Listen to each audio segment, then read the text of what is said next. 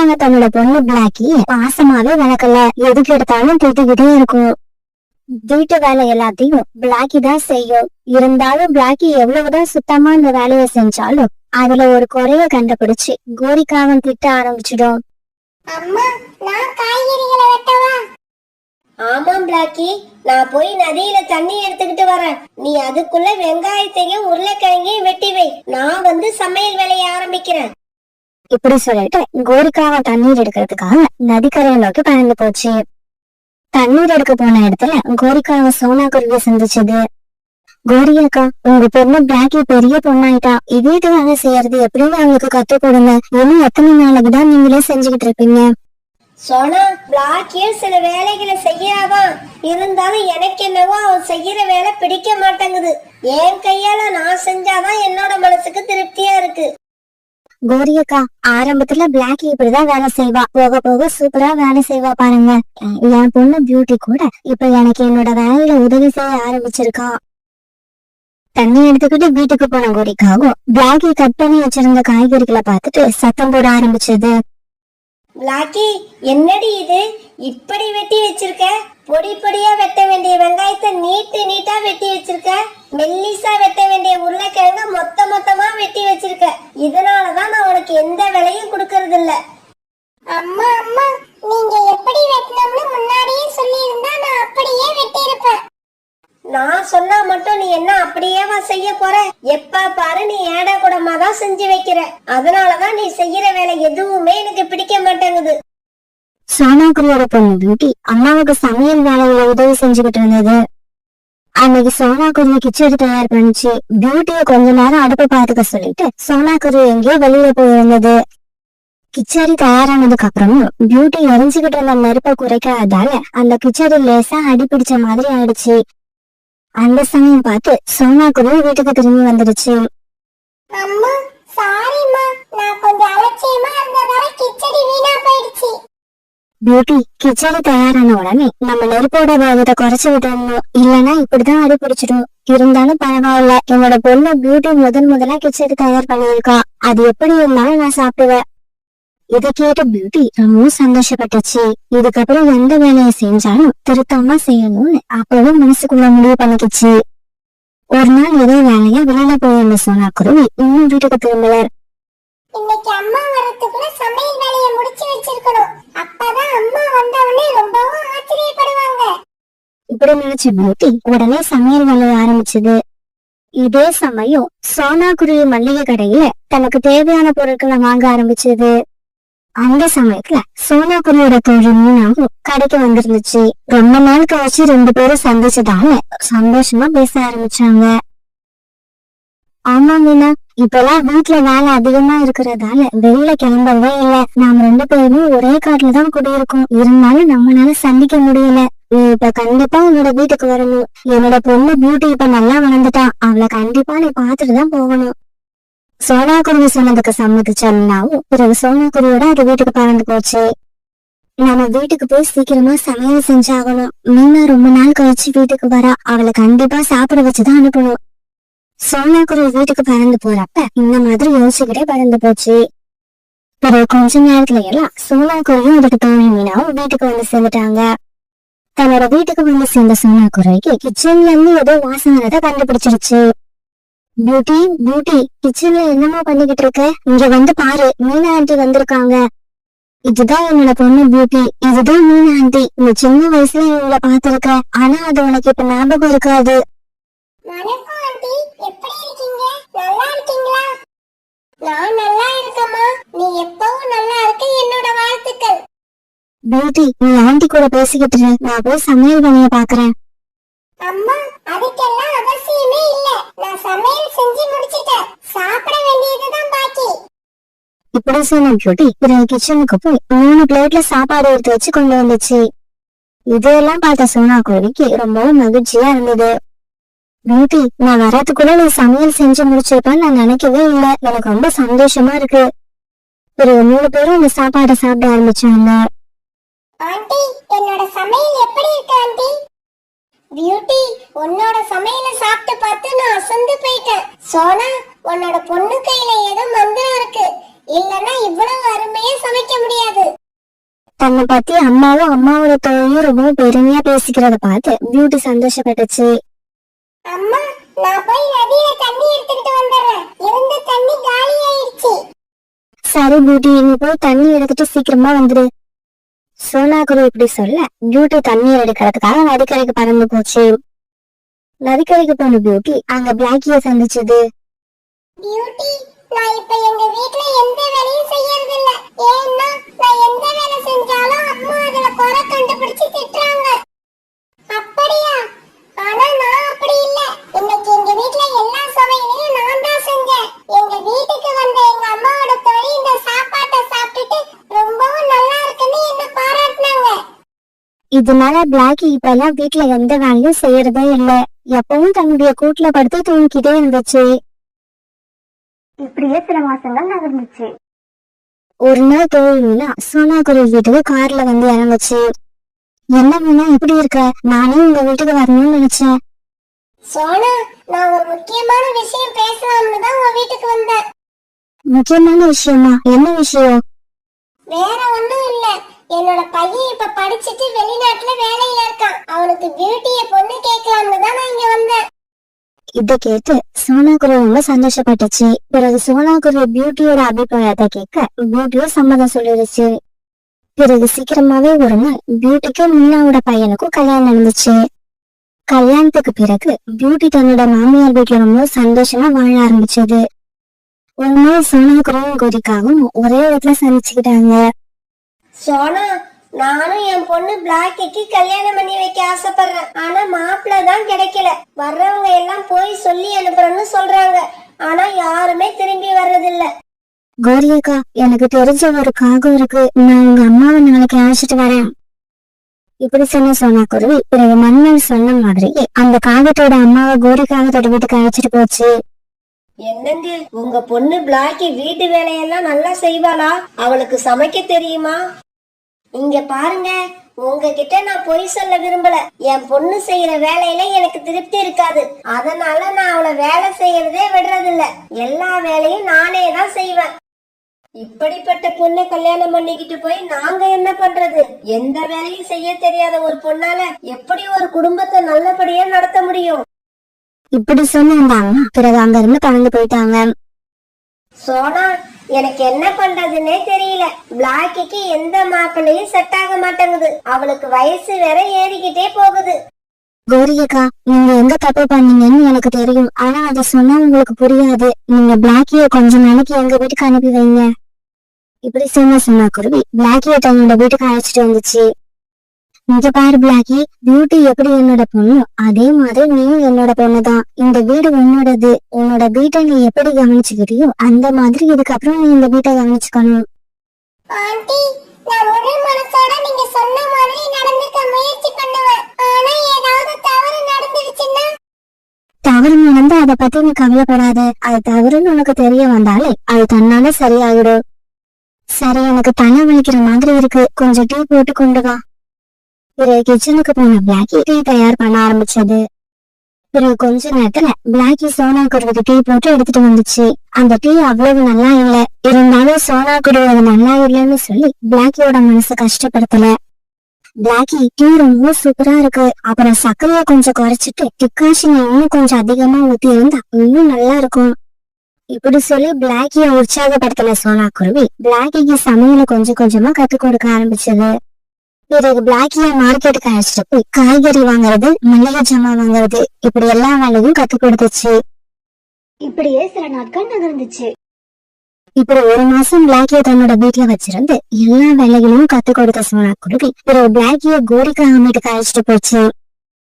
அம்மா, நான் எல்லா வேலையும் கத்துக்கிட்டேன். இப்ப எனக்கு தெரியாத வேலையே இல்ல. இப்படி சொன்ன பிளாக்கி கிச்சனுக்கு போய் கொஞ்சம் சக்கரை பொங்கல் தயார் பண்ணி எடுத்துட்டு வந்துச்சு.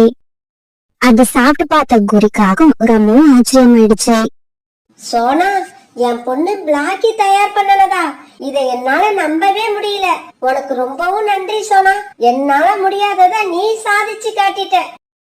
கோரியக்கா, நம்ம பசங்க வேலையில ஏதாவது தவறு பண்ணாங்கன்னா அவங்கள உற்சாகப்படுத்திட்டு அவங்க செஞ்ச தவறை நம்ம சுட்டி காட்டணும். அதை விட்டுட்டு அதுக்காக திட்ட ஆரம்பிச்சோம்னா அவங்க எந்த வேலையும் கத்துக்க மாட்டாங்க. பிறகு கொஞ்ச நாள் கழிச்சு பிளாக்கிக்கும் ஒரு அழகான காகத்துக்கும் கல்யாணம் நடந்து முடிஞ்சது. அதுக்கு பிறகு மாமியார் வீட்டுக்கு போன பிளாக்கி ரொம்பவும் நல்லபடியா குடும்பம் நடத்த ஆரம்பிச்சிச்சு. சோனா, காட்டுக்குள்ள போய் கொஞ்சம் கருவேப்பிலைய பறிச்சு எடுத்துக்கிட்டு வா. அம்மா, கருவேப்பிலை செடி எங்க இருக்குன்னு எனக்கு எப்படி தெரியும்? நான் இது வரைக்கும் கருவேப்பிலை செடியை பார்த்ததும் இல்ல. நான் போகல, நீங்க போய் பறிச்சுட்டு வாங்க. சோனா, இப்ப நீ பெரிய பொண்ணாயிட்ட. நீ எல்லா வேலையும் கத்துக்கணும். வீட்டுக்கு தேவையான பொருட்கள் எங்க கிடைக்கும், மார்க்கெட்டுக்கு போய் பொருட்களை எப்படி வாங்குறது, இப்படி எல்லா வேலையும் நீ கத்துக்கணும். இன்னும் கொஞ்ச நாள்ல உனக்கு கல்யாணம் ஆயிடும், அப்புறம் குழந்தை பிறக்கும். உனக்கு எல்லா விஷயமும் தெரிஞ்சிருந்தாதான் உன்னோட குடும்பத்தை உன்னால நல்ல முறையில நடத்த முடியும். அம்மா, எனக்கு கல்யாணம் வேண்டாமா, நான் உங்க கூடவே இருந்துடுறேன். நான் உங்க கூட இருக்கிறது உங்களுக்கு பாரமா இருக்கா? என்னை வெளியில அனுப்பணும்னு நினைக்கிறீங்களா? சோனா, நீ என் கூட இருக்கிறது எனக்கு சந்தோஷம்தான். இருந்தாலும் மகளுக்கு கல்யாண வயசு வந்துருச்சுன்னா நல்ல மாப்பிள்ளையா பார்த்து கல்யாணம் பண்ணி வைக்க வேண்டியது அம்மா அப்பாவோட பொறுப்பு. நீ இப்படி கல்யாணம் பண்ணிக்காம என் கூடவே இருந்துட்டீன்னா எனக்கு அப்புறம் உனக்கு யாரு பாதுகாப்பு? சரி சரி, நான் போய் கருவேப்பிலை எங்க இருக்குன்னு தேடி கண்டுபிடிச்சு எடுத்துட்டு வரேன். என்னோட பாதுகாப்பை பத்தி அப்புறம் பேசலாம். கருவேப்பிலை செடியை நீ போய் தேடி கண்டுபிடிக்க தேவையில்லை. அருவிக்கரையை தாண்டி கொஞ்சம் தூரம் பறந்து போனா ஒரு இடத்துல நிறைய கருவேப்பிலை செடிகள் இருக்கும். சரிம்மா, நான் போய் பாக்குறேன். இப்படி சொன்ன சோனா குருவி கருவேப்பிலை பறிக்கிறதுக்காக பறந்து போச்சு.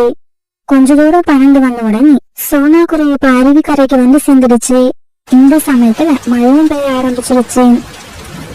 உடனே சோனா குருவி அருவிக்கரையில இருந்த ஒரு மரப்பு கடையில போய் உட்காந்து மழை விடுறதுக்காக காத்திருக்க ஆரம்பிச்சது. இந்த மழை இன்னும் கொஞ்ச நேரம் கழிச்சு வந்துருக்க கூடாது, நான் இன்னும் கருவேப்பிலையை பறிச்சுக்கிட்டு வீட்டுக்கு போயிருப்பேன். சோனா குருவி நினைச்சுக்கிட்டு இருக்கும் போது ராணா குருவி அந்த வழியா பறந்து வந்துச்சு. மழை ரொம்ப அதிகமா பெஞ்சதால ராணா குருவி சோனா குருவி உட்கார்ந்துருந்த மரத்தடியில வந்து உட்கார்ந்தது. இப்ப அந்த மரத்தடியில சோனா குருவி ராணா குருவி இவங்க 2 பேரும் மட்டும்தான் உட்கார்ந்து இருந்தாங்க. சோனா குருவி ராணா குருவி ஒருத்தரை பாத்துக்கிட்டாங்க. ஆனா யாரும் பேசவே இல்ல. கொஞ்ச நேரம் கழிச்சு ராணா குருவி மெதுவா பேச ஆரம்பிச்சது. நீங்க இந்த காட்டை சேர்ந்தவங்களா?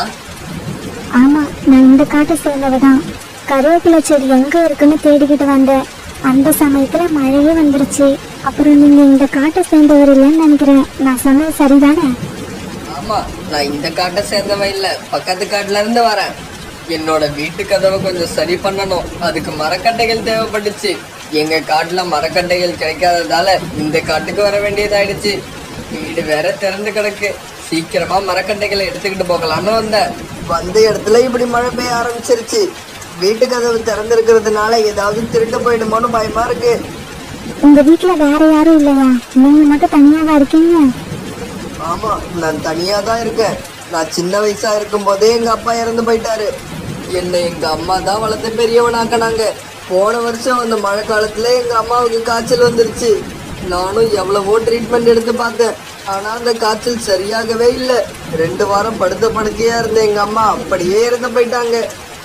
இப்படி சொன்ன ராணா குருவி கொஞ்ச நேரம் எதுவும் பேசாம மௌனமா இருந்துச்சு. அப்புறம் கொஞ்ச நேரம் கழிச்சு மழை நின்று போயிடுச்சு. மழை விட்டுடுச்சு, நான் கிளம்புறேன். நீங்களும் என் கூட வாங்க. கருவேப்பிள்ளை செடி எங்க இருக்குன்னு உங்களுக்கு காட்டுறேன். நீங்க அங்க இருந்து கருவேப்பிள்ளைய எடுத்துக்கிட்டு வீட்டுக்கு போங்க. ராணா குருவியும் சோனா குருவியும் அங்க இருந்து பறந்து போனாங்க. கொஞ்ச தூரம் போனதுக்கு அப்புறம் ஒரு இடத்துல நிறைய கருவேப்பிலை செடி இருந்துச்சு. கருவேப்பிலை செடியை தேடி ரொம்ப நேரம் அலைய வேண்டி வரும்னு நினைச்சேன். நல்ல வேலை, நீங்க இருந்ததால என்னோட வேலை ரொம்ப ஈஸியா முடிஞ்சிருச்சு. இன்னைக்கு இந்த காட்டுக்கு வந்து உங்களை பார்த்து பேசுனதுல எனக்கு ரொம்பவும் சந்தோஷமா இருக்கு. நான் வீட்டை விட்டு கிளம்பி ரொம்ப நேரம் ஆயிடுச்சு. எங்க அம்மா தேடுவாங்க, நான் கிளம்புறேன். இப்படி சொன்னா குருவி பிறகு கொஞ்சம் கருவேப்பிலை இலைகளை பறிச்சுக்கிட்டு அங்க இருந்து பறந்து போயிடுச்சு. இவ்வளவு நேரம் பேசிக்கிட்டு இருந்தேன், ஆனா அந்த குருவியோட பேரு என்னன்னு கேட்கவே இல்ல. சோனா, நீ போன உடனே மழை பெய்ய ஆரம்பிச்சிடுச்சு. ரொம்ப கவலைப்பட்ட. நல்ல வேலை, நீ நனையாம வந்துட்ட. ஆமா, கருவேப்பிலை செடியை தேடி ரொம்ப கஷ்டப்பட்டியா? இல்லம்மா, நான் மழைக்கு ஒதுங்கி நிக்கிறப்ப பக்கத்து காட்டுல இருந்து வந்த ஒரு ஆண் குருவிய பார்த்தேன். பார்க்க ரொம்ப நல்லவரா தெரிஞ்சாரு. கருவேப்பிலை செடி கூட எங்க இருக்குன்னு எனக்கு அவருதான் காட்டினாரு. என்னோட பொண்ணுக்கு அந்த குருவியை ரொம்ப பிடிச்சு போயிடுச்சுன்னு நினைக்கிறேன். அம்மா, உண்மையா சொல்லணும்னா எனக்கு அவரை ரொம்ப பிடிச்சிருந்தது. ஏன்னா அவர் ரொம்ப டீசென்டா நடந்துக்கிட்டாரு. இந்த சமயத்துல மரக்கட்டையை எடுத்துக்கிட்டு வீட்டுக்கு போன ராணா குருவி சோனா குருவிய பத்தியே நினைச்சுக்கிட்டு இருந்தது. அந்த குருவியை இன்னொரு தடவை பாப்பனா என்னன்னே தெரியல. ஆனா எனக்கு என்னவோ அந்த குருவியை மறுபடியும் பார்க்கணும் போல தோணுது. இப்படியே சில நாட்கள் நகர்ந்துச்சு. பிறகு ஒரு நாள் மீனாட்சி அம்மாவுக்கு உடல்நிலை சரியில்லாம போயிடுச்சு. காலையில கண் வச்சு அவங்களால கூட்ட விட்டு எந்திரிக்கவே முடியல. அப்படியே படுத்திருந்தாங்க. உடனே அவங்க தன்னோட பொண்ணு சோனா குருவியை கூப்பிட்டு இப்ப பேச ஆரம்பிச்சாங்க.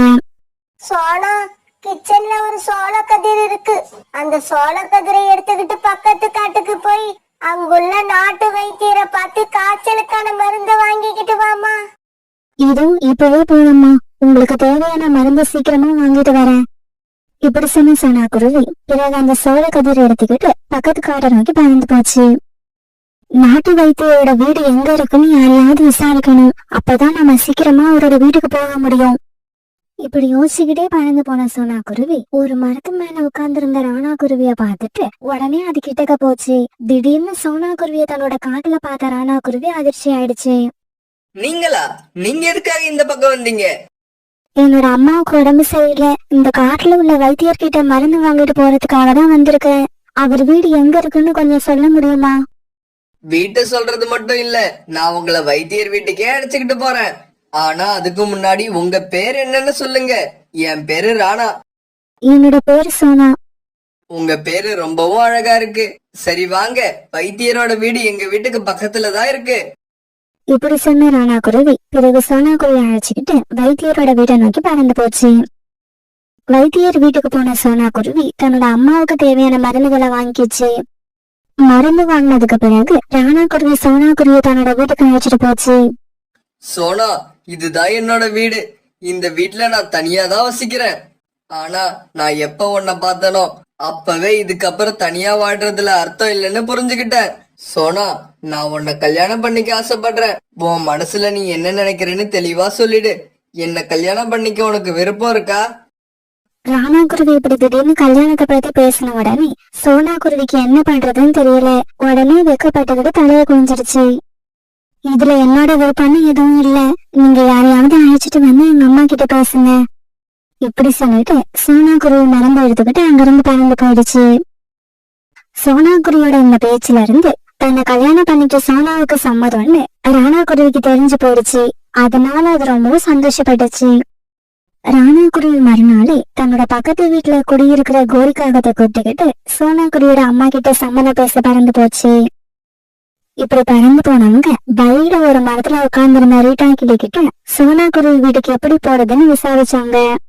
அதோ எதிரில ஒரு பெரிய நாவல் மரம் இருக்குல்ல, அந்த மரத்துல இருக்கிற வீடுதான் சோனாவோட வீடு.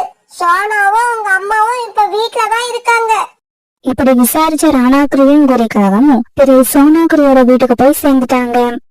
ராணா குருவி தன்னுடைய வீட்டுக்கு வந்திருக்கிறத பார்த்த சோனாவுக்கு ரொம்ப சந்தோஷம் ஆயிடுச்சு. பிறகு கோரிக்காகவும் ராணா குருவி சோனாவை கல்யாணம் பண்ணிக்க ஆசைப்படுறத பத்தி அவங்க அம்மா கிட்ட எடுத்து சொல்லுச்சு. சோனா, இந்த விஷயத்துல உன்னோட விருப்பம் என்னன்னு தெரிஞ்சிக்காம நான் எந்த முடிவும் எடுக்க மாட்டேன். அம்மா, நீங்க என்ன முடிவு எடுத்தாலும் அதுக்கு நான் கட்டுப்படுறேன். என்னோட விருப்பம் என்னன்னு கேட்காதீங்க. மீனாட்சி அம்மா, உங்க பொண்ணு சொல்றதோட அர்த்தம் என்னன்னு எனக்கு புரிஞ்சிடுச்சு. உங்களுக்கு புரியுதா? புரியுது புரியுது. இந்த பையனை கல்யாணம் பண்ணிக்க சம்மதங்கிறத சொல்லாம சொல்லிட்டா. இதெல்லாம் கேட்டுட்டு வெக்கப்பட்ட சோனா குருவி தலையை குனிஞ்சுக்கிட்டு அப்படியே உட்கார்ந்திருந்தது. பிறகு சீக்கிரமாவே இருந்து பெரியவங்க ஆசீர்வாதத்தோட ராணா குருவிக்கு சோனா குருவிக்கு ரொம்பவும் கிராண்டா கல்யாணம் நடந்துச்சு. இவங்க கல்யாணத்துக்கு அந்த காட்டுல இருந்த எல்லா பறவைகளும் வந்திருந்தாங்க. கல்யாணத்துக்கு பிறகு ராணா குருவி சோனா குருவியை தன்னுடைய வீட்டுக்கு அழைச்சிட்டு போச்சு.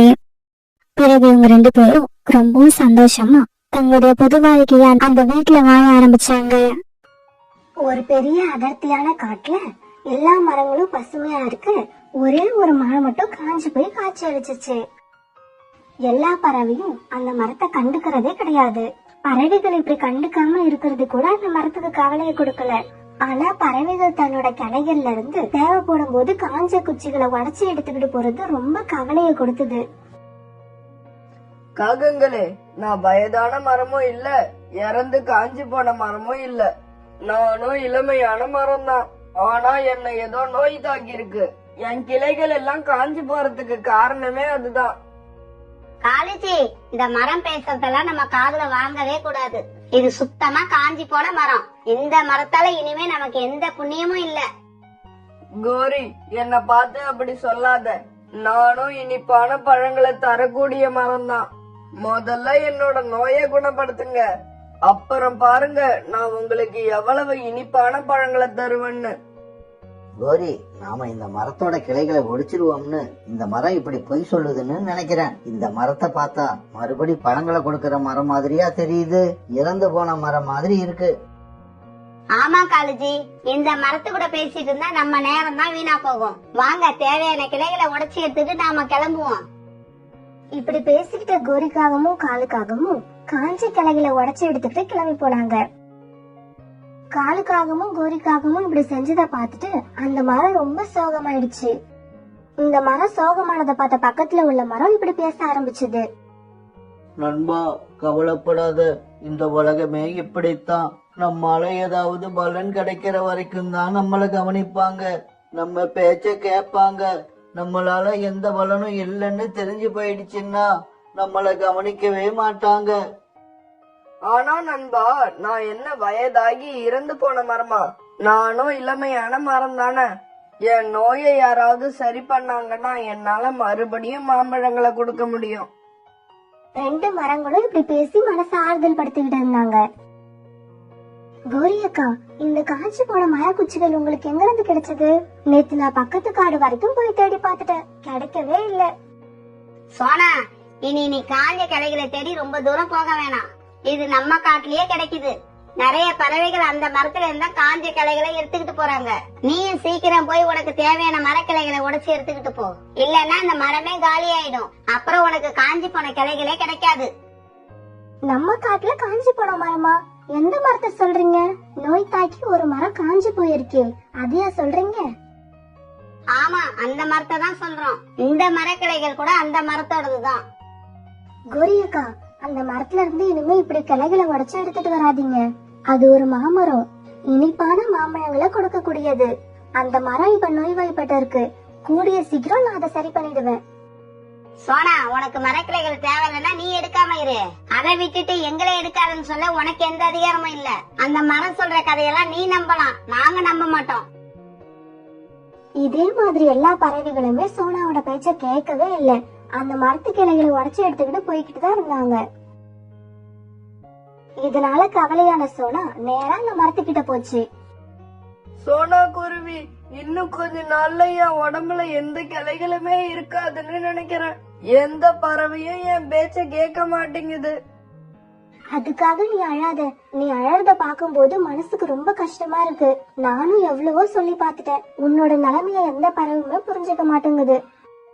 சோனா, எனக்கு ஒரு உதவி தேவைப்படுது. எனக்காக அதை செய்வியா? நீ அதை செஞ்சா நான் மறுபடியும் வலிமையான மரமா மாறிடுவேன். நீ அப்படி மாறிடுவனா அதுக்காக நான் எந்த உதவியும் செய்ய தயாரா இருக்கேன். என்ன செய்யணும் சொல்லு. இங்க இருந்து 2 காடு தாண்டி இருக்கிற 3வது காட்டுல ரொம்பவும் வயதான வேப்ப மரம் ஒண்ணு இருக்கு. எனக்கு வந்த நோய்க்கான மருந்து என்னன்னு அந்த மரத்துக்கு கண்டிப்பா தெரிஞ்சிருக்கும். எனக்காக நீ அந்த மரத்தை போய் பார்த்து அந்த மருந்தை தெரிஞ்சுக்கிட்டு வந்தா போதும். இதோ நான் இப்பவே கிளம்புறேன். உன்னை குணமாக தேவையான மருந்து பத்தி தெரிஞ்சுக்கிட்டு சீக்கிரமாவே திரும்பி வருவேன். இப்படி சொல்லிட்டு கிளம்புன சோனா போற வழியில கிளிய பார்த்தது. சோனா, காலையில இருந்து உணவு தேடுறேன். இது வரைக்கும் ஒரு நெல்மணி கூட கிடைக்கல.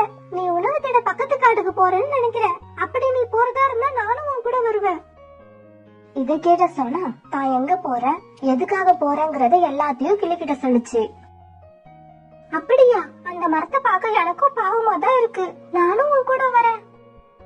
இப்படி சொன்ன கிளியும் சோனா கூட சேர்ந்து அந்த வயதான மரத்தை தேடி பறந்து போச்சு. பறவைகளே, உங்க முகம் களைச்சி போயிருக்கிறத பார்த்தா நீங்க 2 பேரும் ரொம்ப தூரம் பறந்து வந்திருக்கீங்கன்னு நினைக்கிறேன். சொல்லுங்க சொல்லுங்க, என்ன விஷயமா வந்திருக்கீங்க?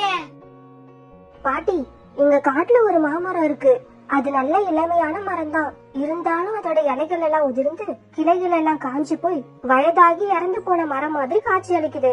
அது மறுபடியும் பழங்களை காய்க்கிற மரமா மாற என்ன வைத்தியம் செய்யணும்னு உங்களை கேட்டுட்டு போகலான்னு வந்தோம்.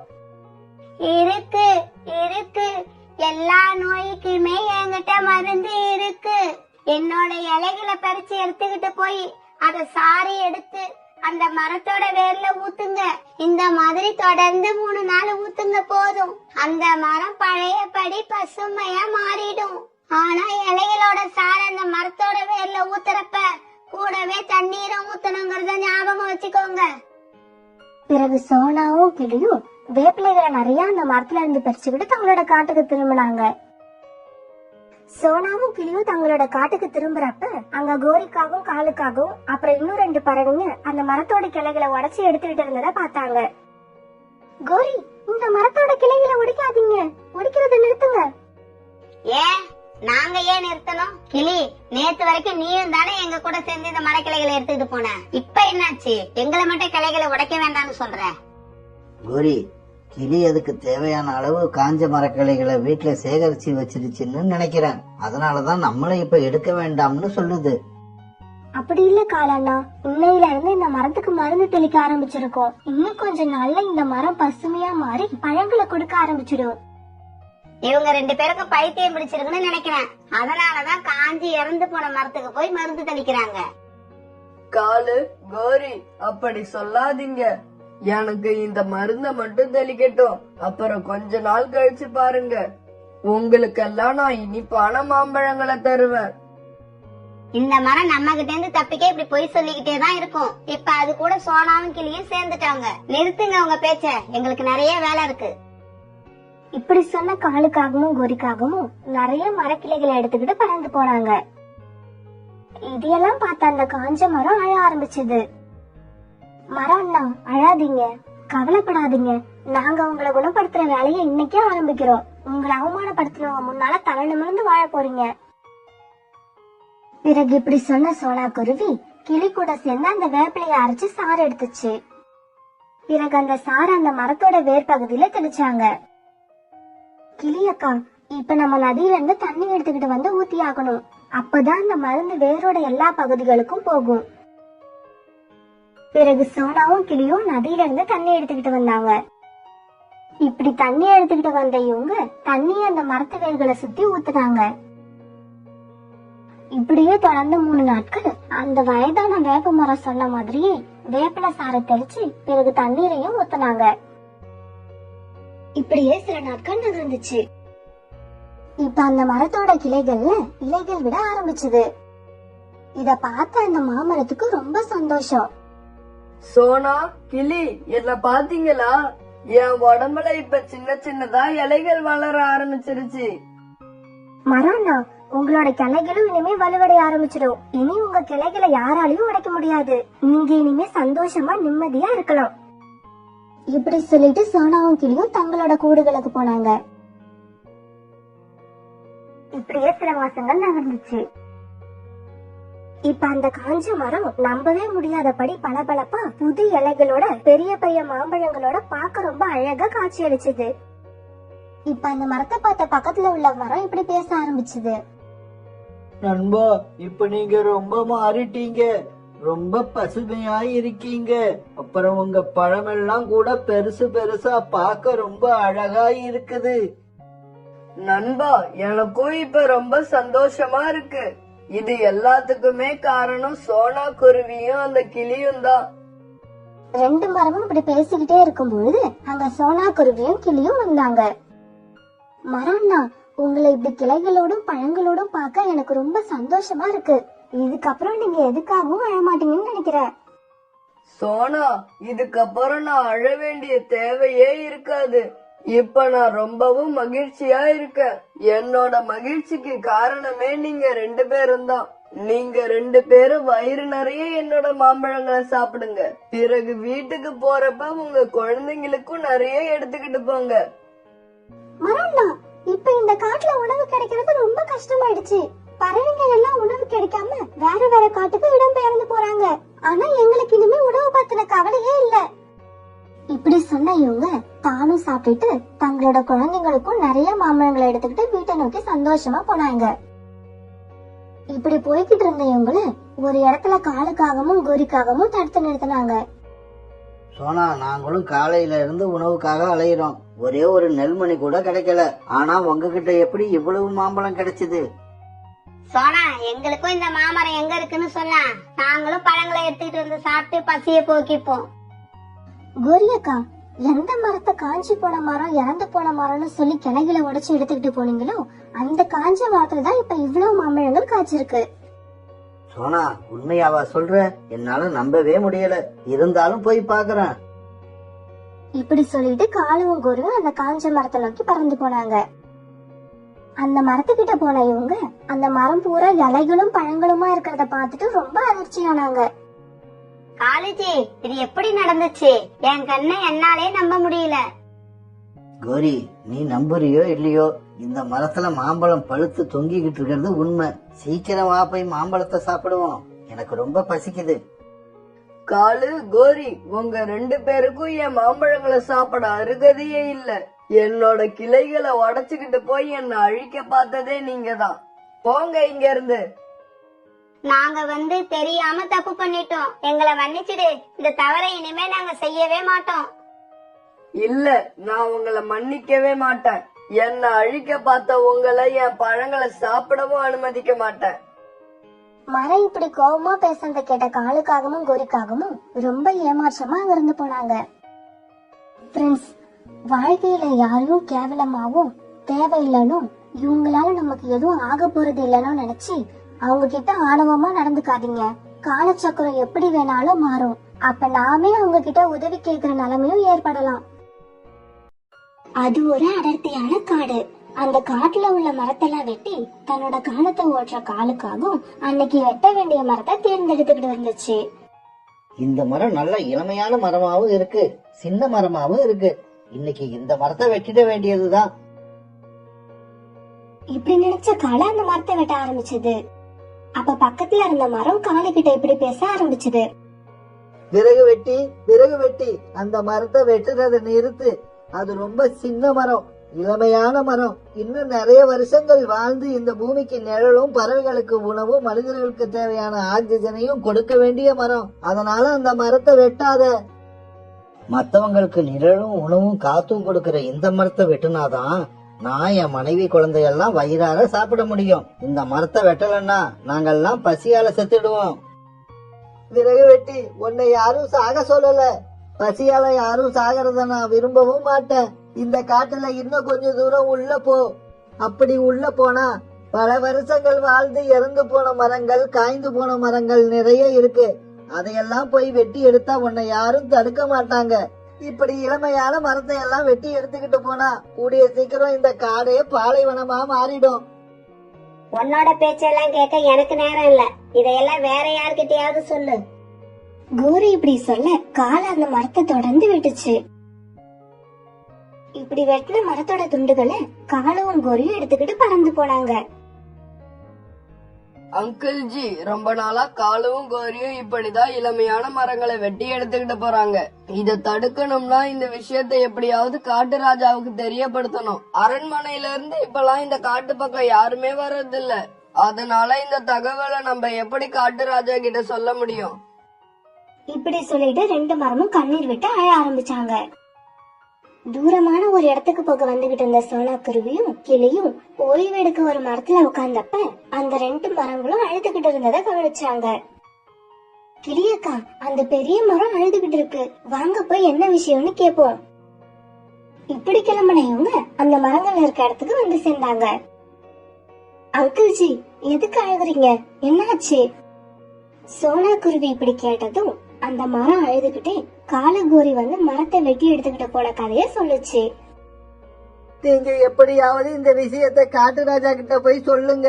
சொல்லி இளமையான மரங்களை வெட்ட வேண்டாம்னு காலுகோரி கிட்ட சொல்லுங்க. அங்கிள் ஜி, நீங்க அழாதீங்க.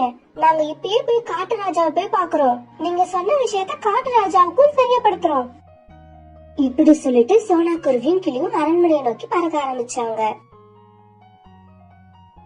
ராஜாஜி, காட்டுல இருக்கிற அந்த பெரிய மரம் ரொம்ப அழுகுது. விறகு வெட்டியான காலுக்காகவும் கோரிக்காகவும் காய்ந்த மரங்களை வெட்டாம இளமையான பச்சை மரங்களை வெட்டுறாங்களாம். ராஜாஜி, நீங்க தான் காலுக்காகத்துக்கும் கோரிக்காகத்துக்கும் இப்படி பச்சை மரங்களை வெட்ட தடை போடணும். சேவகர்களே, சீக்கிரம் போய் அந்த காலுக்காகத்தையும் கோரிக்காகத்தையும் அழைச்சிக்கிட்டு வாங்க. சோனா, கிளி, நீங்க 2 பேரும் இந்த விஷயத்தை உடனடியா என் கவனத்துக்கு கொண்டு வந்துட்டீங்க. அதுக்கு ரொம்ப நன்றி. காலுக்காகவும் கோரிக்காகன்றது உங்க 2 பேரோட பேரு தானே? நீங்க 2 பேருமே தொழிலுக்காக விறகு வெட்டுறவங்களா? ஆமா, நாங்க தான். அது எதுக்கு கேக்குறீங்க? பருந்து ராஜா உங்க 2 பேரையும் கையோட அழைச்சுக்கிட்டு வர சொல்லிருக்காரு. காலுஜி, ராஜாஜி எதுக்காக நம்ம 2 பேரையும் கூப்பிட்டு அனுப்பியிருக்காரு?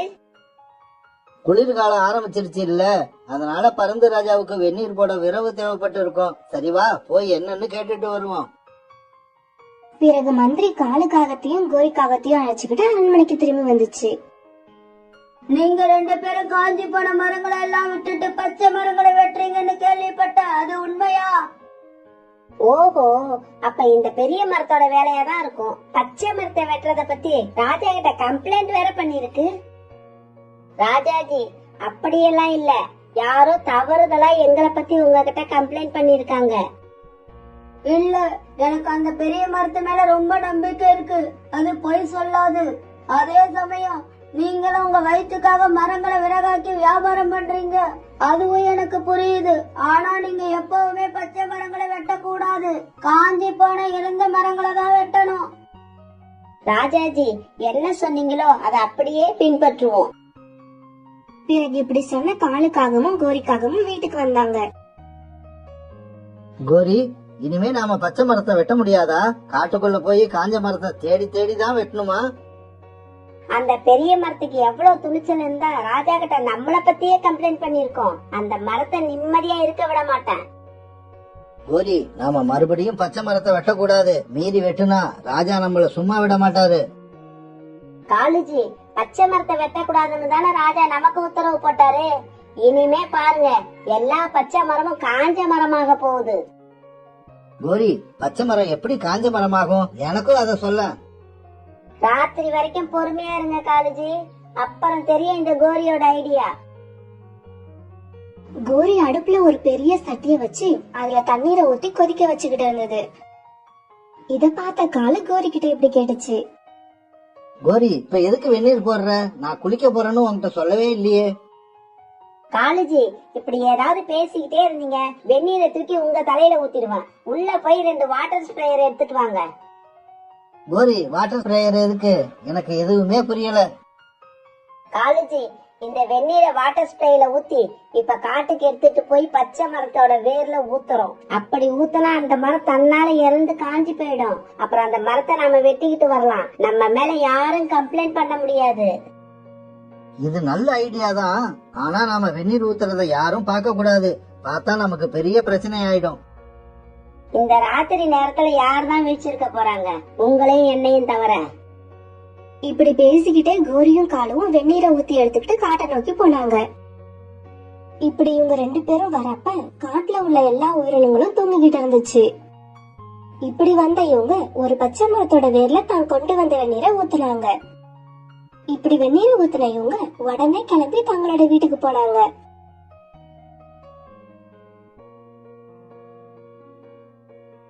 என்னோட உடம்பெல்லாம் எரியுதே, எனக்கு என்ன ஆச்சு? நேத்து ராத்திரி தூங்கும் போது நல்லா தானே இருந்தேன், இப்ப என் உடம்புல எந்த தெம்பும் இல்லையே. இங்கப்பா, தைரியமா இரு, அழாத. இப்ப குளிர்காலம், அதனால கூட இப்படி இருக்கும். எதுவா இருந்தாலும் நீ தைரியத்தை விட்டுறாத, துணிச்சலா இரு. இல்ல, என் உடம்புல இருந்த ஈரப்பதம் எல்லாமே போயிடுச்சு. என் இலைகளை என்னால நிறுத்தி வைக்க முடியல. அந்த மரம் அழுதுகிட்டு இருக்கும் போதே அந்த மரத்தோட இலைகள் கீழே விழுந்து மரமே இலைகள் இல்லாத மரமா மாறிடுச்சு. இப்ப கோரியும் காலும் கோடாரி எடுத்துக்கிட்டு மரம் வெட்ட அந்த காட்டுக்கு வந்தாங்க. நேத்து ராத்திரி வெந்நீர் ஊத்துன மரத்துக்கிட்ட வந்து நின்ன இவங்க இப்படி பேசிக்கிட்டாங்க. காலுஜி, இப்ப நம்ம பச்சை மரத்தை வெட்டல, காஞ்சி போன மரத்தை தான் வெட்ட போறோம். ஆமா ஆமா, அப்புறம் நாம பச்சை மரத்தை வெட்டிட்டோம்னு யாரும் நம்ம மேல கம்ப்ளைண்டும் பண்ண முடியாது. இப்படி சொல்லி சிரிச்ச காலுக்காகவும் கோரிக்காகவும் அந்த மரத்தை வெட்டி துண்டாக்கி எடுத்துக்கிட்டு போனாங்க. பிறகு மறுநாள்ல இருந்து காலுக்காகவும் கோரிக்காகவும் ராத்திரியில வெந்நீரை கொண்டு வந்து பச்சை மரத்தோட வேர்ல ஊத்துனாங்க. அந்த மரங்கள் காஞ்சி போனதும் அதை வெட்டி எடுத்துக்கிட்டு போனாங்க.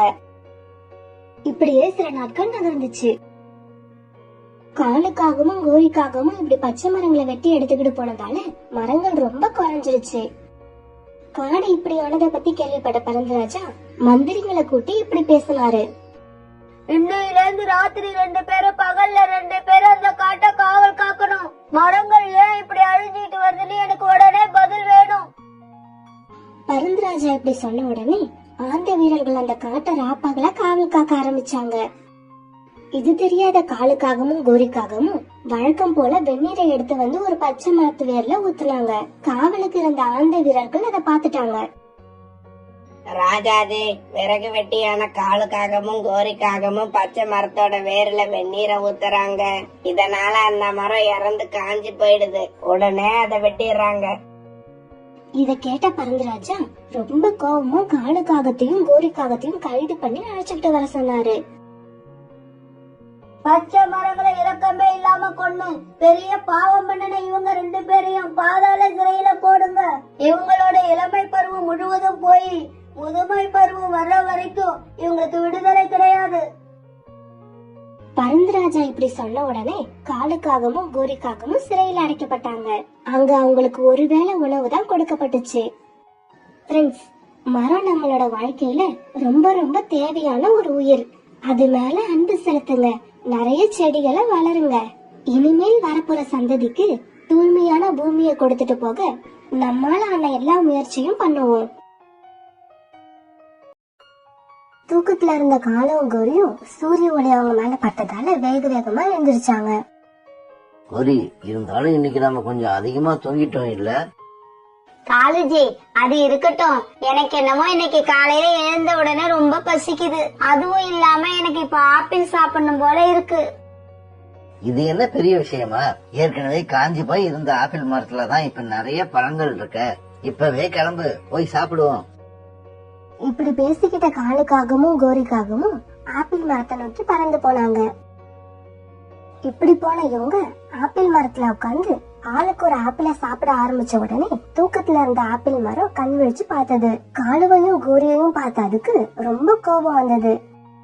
காலு, கோரி, உங்க 2 பேருக்கும் எவ்வளவு துணிச்சல்! என்ன ஒரு வார்த்தை கூட கேட்காம எப்படி என்னோட ஆப்பிள்களை பறிச்சீங்க? அதுவும் நான் தூக்கத்துல இருக்கிறப்ப. உங்களால என் தூக்கம் இப்ப கெட்டு போச்சு. என் தூக்கத்தை கெடுத்தது எவ்வளவு பெரிய தப்புன்னு இப்ப நான் உங்களுக்கு புரிய வைக்கிறேன். இப்படி சொன்ன மரம் தன்னோட கிளைகளை வேகமா இப்படியும் அப்படியும் ஆட்ட காலுவும் கோரியும் பரிதாபமா கீழே விழுந்தாங்க. ஐயோ காலுஜி, என்னால எழுந்து நிக்க முடியுமான்னே சந்தேகமா இருக்கு. என்னோட இடுப்பு எலும்பு உடைஞ்ச மாதிரி ஒரு சத்தம் வேற கேட்டுச்சு. நான் மட்டும் என்ன நல்லாவா இருக்க? என் தலையில அடிபட்டு ரத்தம் வருது. சத்தம் போடாம 2 பேரும் இடத்த காலி பண்ணுங்க. என் தூக்கத்தை கெடுத்தா என்ன நடக்கும்னு இப்ப தெரிஞ்சிருக்கும்னு நினைக்கிறேன். இனிமே இந்த மரத்து பக்கம் எப்பவும் வந்துடாதீங்க. மரம் இப்படி சொன்ன உடனே பறந்து போன காலு கோரியோட நிலைமைய பார்த்துட்டு சோனா குருவியும் புறாவும் இவங்கள வழியில நிறுத்தினாங்க. காலுஜி, காலுஜி, என்ன பார்த்து இறக்குங்க. இன்னொரு தடவை நான் கீழே விழுந்தேன், அவ்வளவுதான். கோரியக்கா, என்ன ஆச்சு உங்களுக்கு? உங்க இடுப்புக்கு என்ன ஆச்சு? அத ஏன் சோனா கேக்குற? நம்ம காட்டுல ஆரஞ்சு மரத்துக்கு பக்கத்துல ஒரு ஆப்பிள் மரம் இருக்குல்ல, ரொம்ப பசியா இருந்ததால நானும் காலுஜியும் ஆப்பிள் சாப்பிட்டு வரலான்னு அந்த மரத்துக்கு போனோம். ஆளுக்கு ஒரு ஆப்பிள தான் கடிச்சிருப்போம். அந்த மரத்துக்கு என்ன ஆச்சுன்னே தெரியல. வெறி பிடிச்ச மாதிரி அந்த மரம் அப்படி ஒரு ஆட்டம் ஆடி எங்க 2 பேரையும் கீழே தள்ளிடுச்சு. கீழே விழுந்ததுல எனக்கு என்னமோ இடுப்பு எலும்பு முறிஞ்ச மாதிரி இருக்கு. காலுஜிக்கு தலையில அடிபட்டுடுச்சு. கோரியக்கா, நீங்க என்ன சொல்றீங்க? அந்த ஆப்பிள் மரம் இது வரைக்கும் அந்த மாதிரி செஞ்சதே இல்லையே. நீங்க அந்த மரத்துக்கு கோபம் வர மாதிரி ஏதாவது பேசுனீங்களா?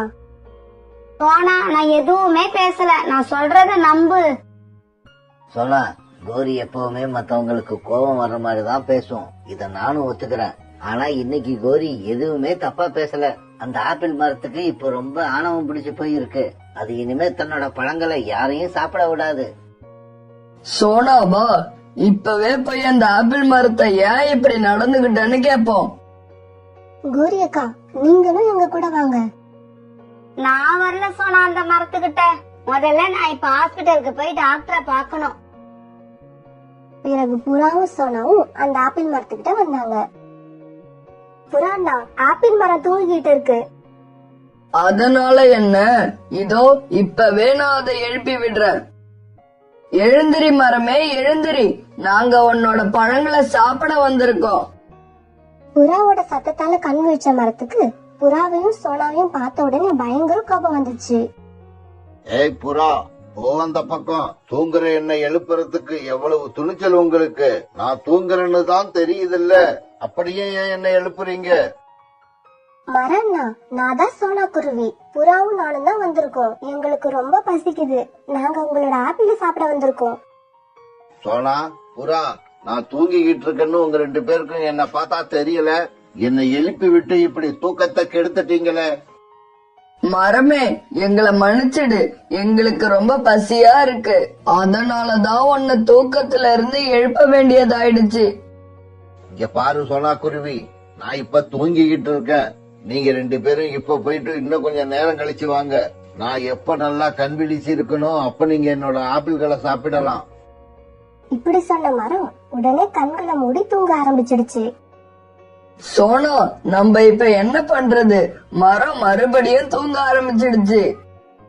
அதனால பரவாயில்ல புறானா, நாம இன்னும் கொஞ்ச நேரம் கழிச்சு வருவோம். அப்ப கண்டிப்பா ஆப்பிள் மரம் விழிச்சிருக்கும். இப்ப நாம கிளம்புவோம். இப்படி சொல்லிட்டு சோனா குருவியும் புறாவும் அங்கிருந்து கிளம்புனாங்க. அப்படி கிளம்புனவங்க காலுக்காகத்தோட வீட்டுக்கு போனாங்க.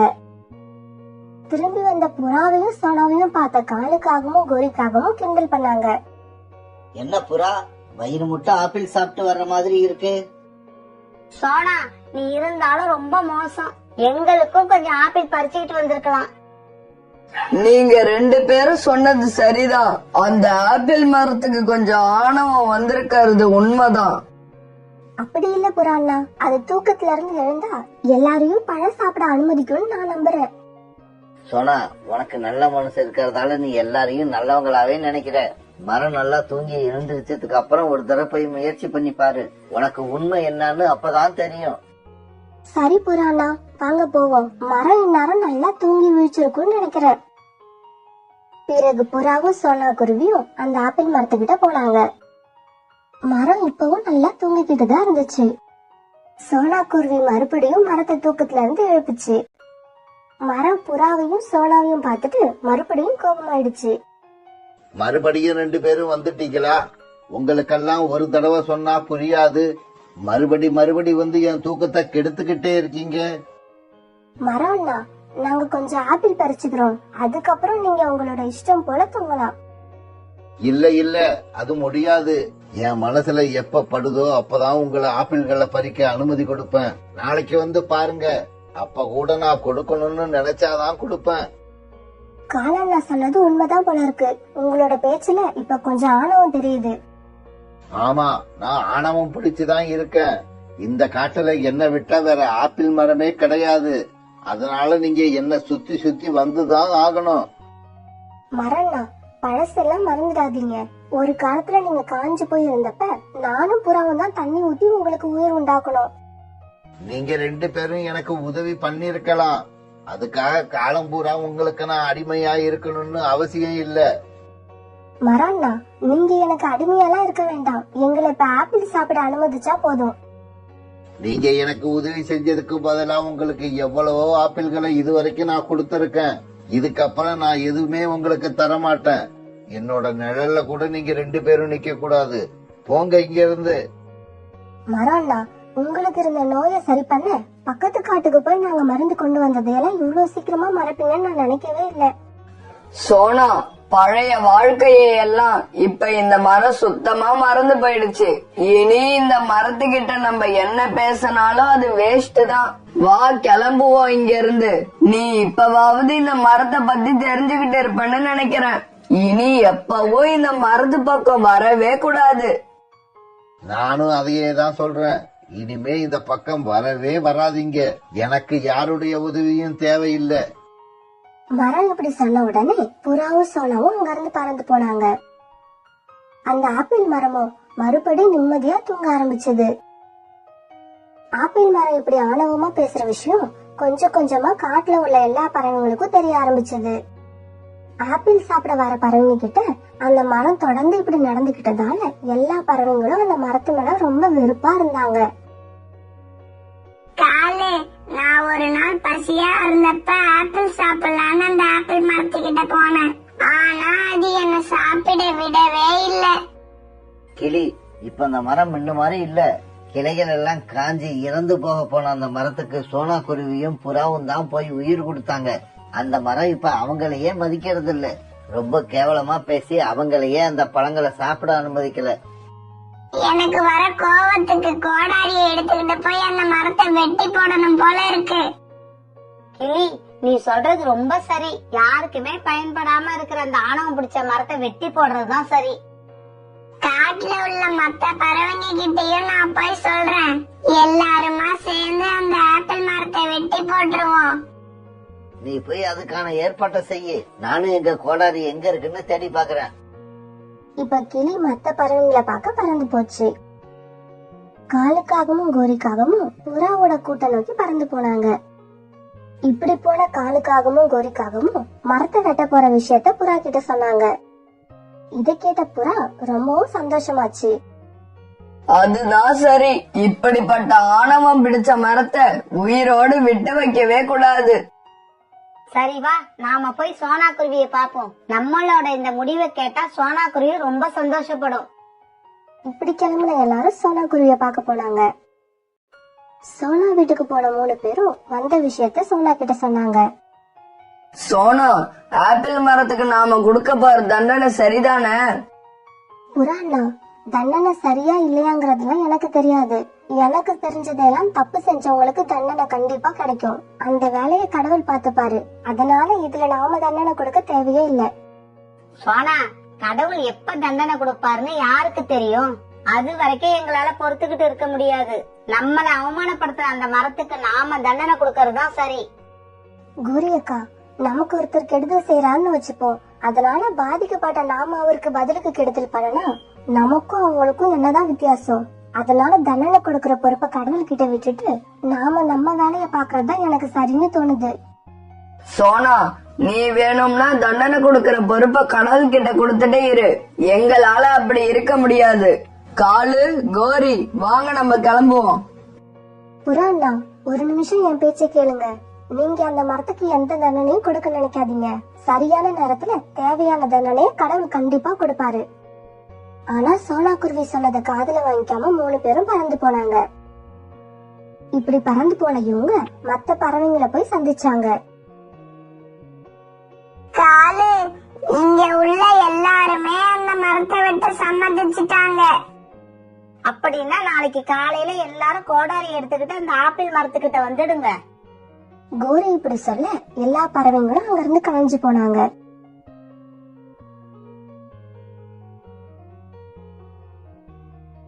ஏற்கனவே பேசிக்கிட்டபடி எல்லா பறவைங்களும் கோடாரி எடுத்துக்கிட்டு அந்த ஆப்பிள் மரத்தை நோக்கி பறந்தாங்க.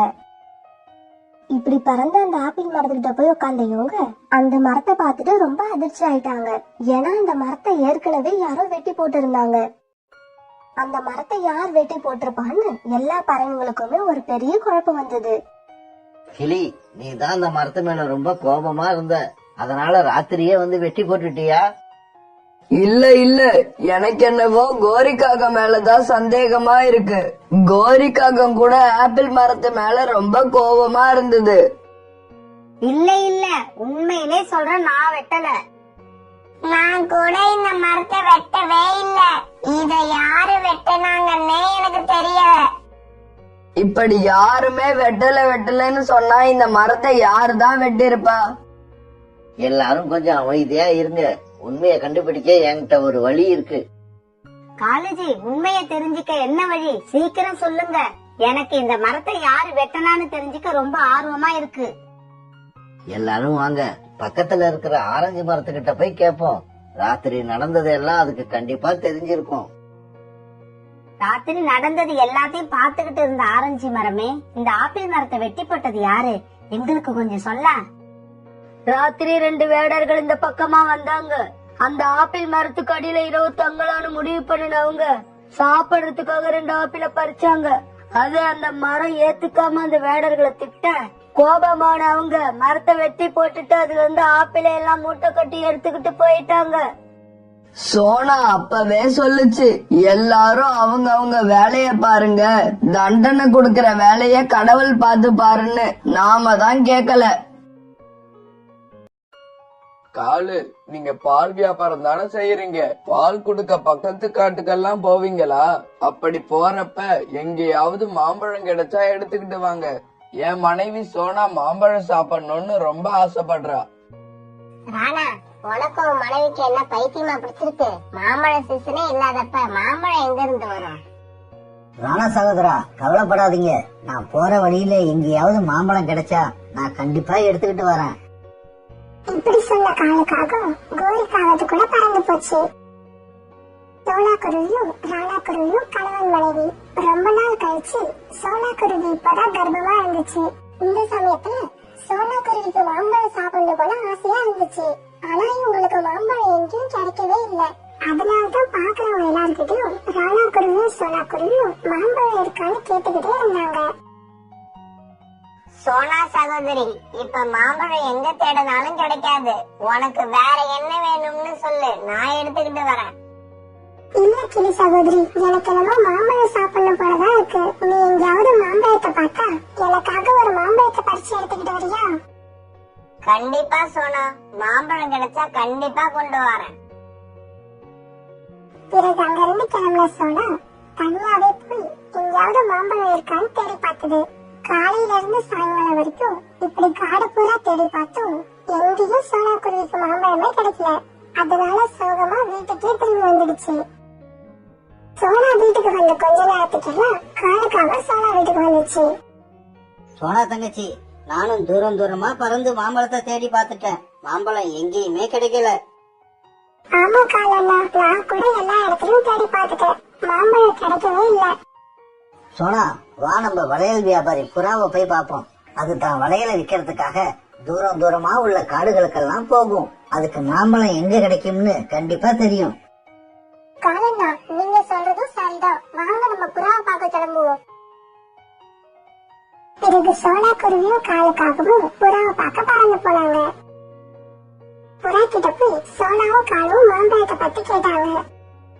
இங்க பக்கத்துல உள்ள காட்டுல எங்கேயும் மாம்பழம் கிடையாது. மாம்பழம் வேணும்னா தூரமா இருக்கிற ஒரு காட்டுக்கு தான் போகணும். வேணும்னா சொல்லு சோனா, இப்பவே கிளம்புவோம். இப்பவா? புறா, இப்ப ராத்திரி ஆயிடுச்சு. நாளைக்கு காலையில கிளம்புவோம். ஆமா புறாண்ணா, காலண்ணா சரியாதான் சொல்றாங்க. நாளைக்கு காலையில கிளம்புறதுதான் சரி. பிறகு காலுக்காகவும் சோனா குருவியும் அவங்கவுங்க வீட்டுக்கு போனாங்க. மறுநாள் பொழுது விடிஞ்சிச்சு. ராணா, நீங்க எப்போதும் போல வேலைக்கு போங்க. நான் புறா அண்ணன் கூட போய் மாம்பழம் இருக்கான்னு பாத்துட்டு வரேன். சோனா, பார்த்து பத்திரமா போயிட்டு வா. இப்படி சொன்ன ராணா கிளம்பி போக சோனா மற்ற பறவைங்களை பார்க்க போச்சு. இப்படி கிளம்புன பறவைகள் எல்லாரும் ஒரு இடத்துல ஒன்னா சேர்ந்தாங்க. இப்படி வந்த பறவைங்க எல்லாம் உணவும் எடுத்துக்கிட்டு வந்திருந்தாங்க. பிறகு எல்லாரும் பறக்க ஆரம்பிச்சாங்க. ரொம்ப தூரமா பறந்து போனாங்க. ரொம்ப உயரமாவும் பறந்து போனாங்க. நண்பர்களே, என் கண்ணுக்கு மாம்பழம் எங்கேயுமே தென்படல. நாம அநேகமா வெறுங்கையோட தான் திரும்புவோம்னு நினைக்கிறேன். காலுவுக்கு பறந்து பறந்து களைச்சு போயிடுச்சுன்னு நினைக்கிறேன். அதனாலதான் இப்படி பேசுது. இப்படி இவங்க பேசிக்கிட்டே தங்களோட காட்டை விட்டு ரொம்ப தூரம் வந்துட்டாங்க. பறந்து எல்லா பறவைகளும் களைச்சு போயிட்டாங்க. எனக்கு வியர்வை ரொம்ப அதிகமா வருது. ஆமா ஆமா, நானும் ரொம்ப களைச்சுதான் போயிட்டேன். எங்கேயாவது போய் உட்காரலாம் வாங்க. பிறகு எல்லாரும் ஒரு நதிக்கரையில போய் உட்கார்ந்தாங்க. இங்க சாப்பிட்டுட்டு ஒரு 10 நிமிஷம் உட்கார்ந்தாதான் என்னால அடுத்து பறக்க முடியும். ஆமா ஆமா, நானும் அதே நிலைமையில தான் இருக்கேன். பிறகு எல்லாரும் நதியில தண்ணீர் குடிச்சாங்க. கொண்டு வந்த இந்த உணவை சாப்பிட்டாங்க. சாப்பிட்டதுக்கு அப்புறம் எல்லா பறவைகளும் அந்த மரத்தடியிலேயே கொஞ்ச நேரம் படுத்து ரெஸ்ட் எடுத்தாங்க. சரி சரி, நேரமாச்சு, கிளம்புங்க. மாமரங்கள் உள்ள தோட்டம் இங்க பக்கத்துல தான் இருக்கு. புறா இப்படி சொன்ன உடனே எல்லா பறவைகளும் எழுந்து மறுபடியும் பறக்க ஆரம்பிச்சாங்க. பிறகு அவங்களுக்கு தூரமா இருந்த ஒரு மாந்தோப்பு கண்ணுல தென்பட்டுச்சு. எல்லாரும் அந்த மாந்தோப்புக்கு போய் பார்த்தாங்க.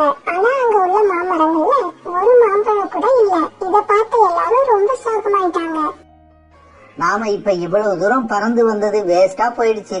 அட்லீஸ்ட் சோனாவுக்கு ஒரே ஒரு மாம்பழம் கிடைச்சிருந்தா கூட மனசுக்கு நிம்மதியா இருந்திருக்கும். அதுவும் இல்ல. நான் என்னவோ ஏகப்பட்ட மாம்பழங்கள் இருக்கும், நிறைய சாப்பிடலாம்னு நினைச்சுக்கிட்டு வந்தேன். ஆனா சோனா சாப்பிட கூட ஒரு மாம்பழம் இல்லை இங்க. சோனா, இப்ப வேற வழியே இல்ல. நீ இன்னும் 3 மாச காலம் வெயிட் பண்ணி தான் ஆகணும். அதுக்கு அப்புறம் தான் மாம்பழம் கிடைக்கவே சான்ஸ் இருக்கு. ஆமா சோனா, காலு சொல்றது உண்மைதான். 3 மாசத்துக்கு அப்புறம் இங்க வந்தா மாம்பழம் கிடைக்கும். பிறகு அங்கிருந்து எல்லாரும் கிளம்பி போனப்ப சோனாக்குருவியோட பார்வை ஒரு மரத்துல உள்ள இலைகளுக்கு இடையில போச்சு. அந்த மரத்துல உள்ள இலைகளுக்கு இடையில தங்க மாதிரி ஒரு மாம்பழம் ஜொலிச்சுக்கிட்டு இருக்காத சோனாக்குருவி பார்த்துடுச்சு. உடனே ரொம்ப சந்தோஷமான சோனாக்குருவி அந்த மாம்பழத்துக்கிட்ட போச்சு. சோனாக்குருவி பின்னாலேயே எல்லாரும் போனாங்க. நண்பர்களே, எனக்கு மாம்பழம் கிடைச்சிருச்சு, எனக்கு மாம்பழம் கிடைச்சிருச்சு. இந்த பழம் இலைகளுக்கு அடியில இருந்ததாலதான் இது மேல யாரோட பார்வையும் படல. உனக்காகவே இந்த பழம் இருந்திருக்கு. சோனா, முதல்ல மாம்பழம் சாப்பிடணும்னு ஆசைப்பட்டதே நீதான். அதனால இந்த பழத்தை நீயே சாப்பிடு. இல்ல காலண்ணா, நான் இதை இங்க சாப்பிட விரும்பல. வீட்டுல போய் உட்காந்து அமைதியா சாப்பிடலாம்னு நினைக்கிறேன். சோனா, நீ சொல்றதும் சரிதான். இத வீட்டுக்கு எடுத்துட்டு போய் சாப்பிடுறதுதான் சரி. பிறகு எல்லாரும் தங்களோட காட்டுக்கு திரும்பி வந்தாங்க.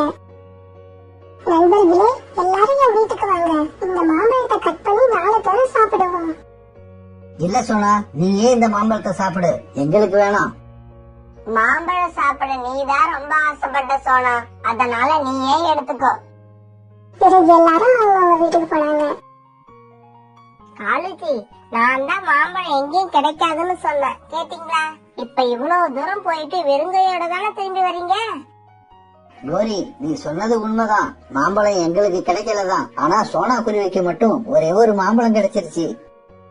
என்ன சொல்றீங்க? தெளிவா சொல்லுங்க. கோரி, நாங்க எல்லாரும் ரொம்ப தூரம் பறந்து அந்த காட்டுக்கு போனோம். அங்க போய் பார்த்தா ஒரு மாம்பழம் கூட இல்ல. சரி, கிளம்பலாம்னு நினைக்கிறப்ப சோனா கண்ணுல ஒரே ஒரு மாம்பழம் தென்பட்டுச்சு. பாவம், சோனா வேற கர்ப்பமா இருக்கிறதால அந்த மாம்பழத்தை அதுகிட்டே கொடுத்துட்டோம். அப்ப அந்த மாம்பழத்தை பூராவும் சோனா குருவியே சாப்பிட்டுடுச்சா? இல்ல, வீட்டுல வந்து பொறுமையா உக்காந்து சாப்பிடலாம்னு வீட்டுக்கு கொண்டு வந்துருச்சு. இதை கேட்ட கோரி வேக வேகமா பறந்து சோனாக்குருவி வீட்டுக்கு போச்சு. சோனா தன்னோட வீட்டுல அப்பதான் அந்த மாம்பழத்தை கழுவி எடுத்துட்டு வந்து சாப்பிட உட்காந்துச்சு. அந்த நேரம் பார்த்து உள்ள வந்த கோரி அந்த மாம்பழத்தை தான் பக்கம் எடுத்துக்கிச்சு. என் வீட்டுக்காரர் காலு, புறா, கிளி இப்படி 3 பேரும் உன் கூட வந்திருக்காங்க. ஆனா அந்த பழத்தை நீ மட்டும் சாப்பிட போறியா? இது உனக்கே நியாயமா இருக்கா? கோரி அக்கா, நான் இப்ப கர்ப்பமா இருக்கேன்ல, அதனால நீயே சாப்பிடுன்னு அவங்க எல்லாம் சொன்னாங்க. அதுக்காக தான் நான் எடுத்துட்டு வந்தேன். அதெல்லாம் எப்படியோ, என் வீட்டுக்காரர் பங்க நான் தான் சாப்பிடுவேன். இப்படி சொன்ன கோரிக்காகவும் பழத்தை எடுத்துக்கிட்டு ஒரு மரத்து மேல உட்காந்துச்சு. பயப்படாத சோனா, என் வீட்டுக்காரர் பங்க மட்டும் தான் நான் சாப்பிடுவேன். இப்படி சொன்ன கோரி பழத்தை முழுசா சாப்பிட்டு முடிச்சிச்சு. சோனா, மீதி வைக்கணும்னு தான் நினைச்சேன். ஆனா பாரு, டேஸ்ட் பக்காவா இருந்ததால சாப்பிடறத நிறுத்தவே முடியல. இருந்தாலும் இந்த மாங்கொட்டை இருக்கு, இதை வேணா ட்ரை பண்ணி பாரு. இப்படி சொன்ன கோரிக்காகவும் மாம்பழ கொட்டையை சோனா கிட்ட தூக்கி போயிட பறந்து போச்சு. பாவம் சோனா ரொம்ப நாளா ஆசைப்பட்டுக்கிட்டு இருந்த மாம்பழம் கிடைச்சும் அதை சாப்பிட முடியாம கோரிக்காக எப்படி பண்ணிடுச்சு. இதையெல்லாம் நினைச்ச சோனா மௌனமா அழுதுகிட்டே இருந்தது. அப்படியே தூங்கிடுச்சு. காலையில எழுந்து வீட்டுக்கு வெளியில வந்து பார்த்த சோனா குருவிக்கும் ராணா குருவிக்கும் சந்தோஷம் தாங்கல. ராணாஜி, எப்படி இந்த விஷயம் நடந்துச்சு? இந்த மரம் எப்படி இங்க வந்துச்சு? சோனா இப்படி கேட்ட உடனே அதுக்கு அந்த மரமே பதில் சொல்லிச்சு.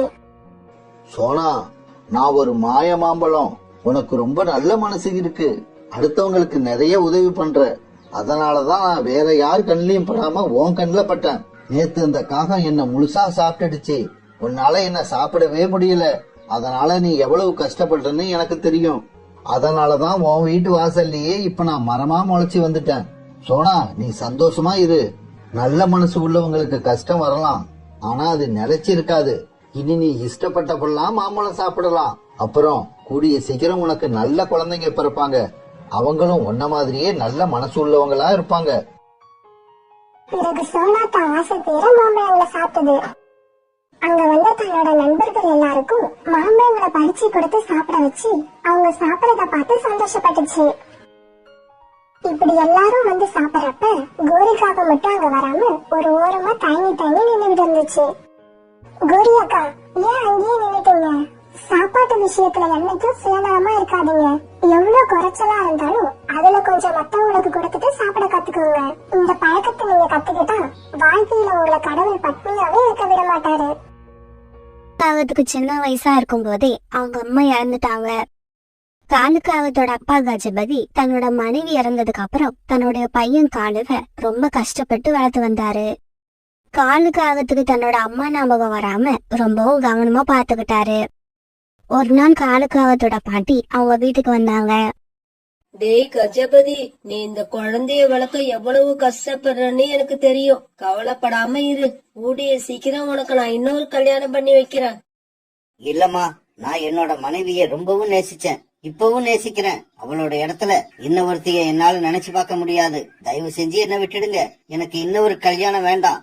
என்னோட பையனை எப்படி வளர்க்கணும்னு எனக்கு தெரியும். அவனை நான் கண்டிப்பா நல்லா வளர்ப்பேன். கஜபதி, உன்னோட இஷ்டம் இதுதான்னா நான் அதுக்கு குறுக்க நிக்க மாட்டேன். இருந்தாலும் இன்னும் கொஞ்ச நாள் கழிச்சு இந்த குழந்தைய உன்னால வளர்க்க ரொம்ப கஷ்டமா இருந்தா என்கிட்ட சொல்லு. நான் உனக்கு கண்டிப்பா 2வது கல்யாணம் பண்ணி வைக்கிறேன். இப்படி சொன்ன கஜபதியோட அம்மா பிறகு அங்க இருந்து பயந்து போயிட்டாங்க. அம்மா இப்படி சொல்லிட்டு போனாலும் காலுக்காகத்தோட அப்பாவுக்கு 2வது கல்யாணம் பண்ணிக்காம காலுக்காகத்தை நல்லபடியா வளர்க்கணுங்கிற வைராக்கியம் மனசுல இருந்தது. தினமும் காலுக்காகத்தோட அப்பாக்காகவும் காலையிலேயே எழுந்திரிச்சிடும். இப்படி எழுந்திரிச்ச உடனேயே ரொட்டி தயார் பண்ண ஆரம்பிக்கும். பிறகு காலுக்காகத்தை குளிப்பாட்டிவிடும். அப்புறம் வீட்டுல இருந்த அழுக்கு பாத்திரங்களை எல்லாம் சுத்தம் பண்ணிட்டு அப்படியே வீட்டையும் சுத்தம் பண்ணும். காலு, கிச்சன்ல ரொட்டி தயார் பண்ணி வச்சிருக்கேன். உனக்கு பசிக்கிறப்ப அதை எடுத்து சாப்பிடு. நான் வேலைக்கு கிளம்புறேன். அப்பா, என்ன மட்டும் தனியா விட்டுட்டு எங்க போறீங்க? காலு, நான் வேலைக்கு போறேன். சாயங்காலம் சீக்கிரமா வந்துடுறேன். நீ அது வரைக்கும் வீட்டுலதான் இருக்கணுமே தவிர வீட்டை விட்டு எங்கேயும் போக கூடாது. இப்படி சொல்லிட்டு காலுக்காகத்தோட அப்பா டிஃபன் பாக்ஸ் எடுத்துக்கிட்டு வேலைக்கு பறந்து போகும். இப்படியே காலங்கள் கொஞ்சம் வேகமா ஓடுச்சு. இப்ப காலுக்காக வளர்ந்து பெரியவனாயிடுச்சு. காலுக்காகத்தோட அப்பாவுக்கு ரொம்பவும் வயசாயிடுச்சு. ஒரு நாள் வழியில காலுக்காகத்தோட அப்பா தன்னுடைய அம்மாவை சந்திச்சது. டேய் கஜபதி, நீ சொன்ன மாதிரியே உன்னோட குழந்தைய கல்யாணம் பண்ணிக்காம தனியாவே இருந்து வளர்த்து காட்டிட்ட. உன்னோட வாழ்நாள் முழுக்க வேலை பார்த்து ஓடா தேஞ்சு போயிட்ட. இப்பவாவது உன் பையனுக்கு ஒரு கல்யாணத்தை பண்ணி வச்சுட்டு கொஞ்ச நாளாவது நிம்மதியா வாழப்பாரு. அம்மா, நீங்க சொல்றது சரிதான். நானும் காலுக்கு கல்யாணம் பண்ண பொண்ணுதான் தேடிக்கிட்டு இருக்கேன். டேய் கஜபதி, இதுக்கப்புறம் நீ எந்த பொண்ணையும் தேட வேண்டாம். எனக்கு தெரிஞ்சு ஒரு பெண்காக இருக்கு. நாளைக்கே நீ காலு அழைச்சுக்கிட்டு என் கூட வா. அந்த பொண்ணை போய் பார்த்து பேசி முடிச்சிட்டு வந்துருவோம். பிறகு மறுநாள் காலுக்காகவும் காலுக்காகத்தோட அப்பா காலுக்காகத்தோட பாட்டி இவங்க 3 பேரும் பெண் பாக்குறதுக்காக பறந்து போனாங்க. அப்பா, எனக்கு இந்த பொண்ணை ரொம்ப பிடிச்சிருக்கு. நான் இவளையே கல்யாணம் பண்ணிக்கிறேன். இங்க பாருமா, உன்னோட பேர் என்ன? என் பேரு கோரி. அப்படியா? அது சரி. நீ சமையல் நல்லா செய்வியா? மாமா, எனக்கு நல்லா வீட்டு வேலை செய்ய தெரியும். நல்லா சமைக்கவும் செய்வேன். ஆமா, நீங்க மட்டும் வந்திருக்கீங்க. என்னோட அத்தை எங்க? கோரி, என்னோட அம்மா நான் சின்ன வயசா இருக்கிறப்பவே இறந்து போயிட்டாங்க. என்னது, என்னோட அத்தை இறந்து போயிட்டாங்களா? அப்ப கல்யாணம் பண்ணிக்கிட்டு போன உடனே வீட்டு வேலை எல்லாத்தையும் நான் மட்டும் தனியா தான் பாக்கணுமா? இங்க பாரு கோரி, காலு ரொம்பவும் நல்ல பையன். அவனுக்கு எந்த கெட்ட பழக்கமும் கிடையாது. உன்னை எந்த குறையும் இல்லாம பாத்துப்பான். காலு, என்னடா நான் எல்லாத்தையும் சொல்லிக்கிட்டு இருக்க, நீ வாய மூடிக்கிட்டு இருக்க? ஆமா கோரி, என்னோட பாட்டி சொல்றது உண்மைதான். நான் உன்னை காலம் பூரா கண்கலங்காம சந்தோஷமா வச்சுப்பேன். பிறகு அடுத்து வந்த கொஞ்ச நாள்லயே காலுக்காகத்துக்கும் கோரிக்காகத்துக்கும் கல்யாணம் நடந்து முடிஞ்சது. அப்பா, இதுக்கப்புறம் நீங்க எந்த வேலைக்கும் போக வேண்டாம். நீங்க வீட்டுல இருந்து ஓய்வெடுங்க. நான் வேலைக்கு போறேன், சம்பாதிக்கிறேன். இதுக்கப்புறம் வீட்டு பொறுப்பை நான் ஏத்துக்கிறேன். காலு, உன்னோட பேச்ச கேட்க எனக்கு ரொம்ப சந்தோஷமா இருக்கு. எனக்கு கிடைச்ச பையன் மாதிரியே எல்லாருக்கும் கிடைச்சிட்டா யாரோட வாழ்க்கையிலயும் எந்த குறையும் இருக்காது. பிறகு அன்னையில இருந்து காலுக்காக வேலைக்கு போக ஆரம்பிச்சது. ஆனா இந்த வீட்டுல நடக்கிறது எதுவுமே கோரிக்காகத்துக்கு பிடிக்கல. இந்த வீட்ல எல்லா வேலையும் நான் மட்டுமே செய்ய வேண்டியிருக்கு. என்னோட மாமா எந்த வேலையும் செய்யாம நல்லா தின்னுட்டு சுத்தி சுத்தி வராரு. இத பார்க்க பார்க்க எனக்கு எரிச்சலா இருக்கு. இன்னைக்கு காலேஜ் வீட்டுக்கு வரட்டும், இத பத்தி தெளிவா பேசியே ஆகணும். இப்படி நினைச்ச கோரிக்காவும் அன்னைக்கு பூரா தன்னோட ரூமை விட்டு வெளியே வரவே இல்ல, சமைக்கவும் இல்ல. காலுக்காகத்தோட அப்பாவுக்கு ரொம்பவும் பசிக்க ஆரம்பிச்சது. உடனே அவர் கோரிக்காகத்தோட ரூமுக்கு போனாரு. கோரி, எனக்கு ரொம்ப பசிக்குதுமா, சாப்பாடு எடுத்து வை. மாமா, இதுக்கப்புறம் என்னால இந்த வீட்ல உள்ள எல்லாருக்கும் சமைக்க முடியாது. எனக்கும் என் கணவருக்கு மட்டும் தான் சமைக்க போறேன். அதனால உங்களுக்கு தேவையான உணவை நீங்களே சமைச்சுக்கோங்க. அடிக்கடி என்ன வந்து கூப்பிட்டு தொல்லை பண்ணாதீங்க.